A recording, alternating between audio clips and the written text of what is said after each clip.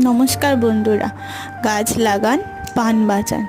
এই গরমকালে জামরুল গাছ ও পেয়ারা গাছে প্রচুর পরিমাণে ফুল আসে এবং ফুলগুলি ভালো রাখতে এবং ফলে পরিণত করতে তার মধ্যে একটা যদি গ্রোথ হরমোন স্প্রে করা হয় তাহলে প্রত্যেকটা ফুলই ফলে পরিণত হয়।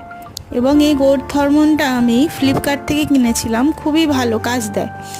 এবং আমি 10 লিটার জলে প্রায় 3 চিবি এই গ্রোথ হরমোন গুলে নিয়েছি এবং গুলে নিয়ে একটা স্প্রে বোতলের সাহায্যে আমি আমার গাছগুলো পুরো স্প্রে করে দেবো। এবং এর ফলে আমার ফুলগুলো সবগুলোই ফলে পরিণত হবে আর একটাও ঝরে পড়বে না। এবং এই গরমকালে যদি গাছের তলায় রোজ জল দেওয়া হয় তাহলেও খুব সুন্দর ফলন হয়।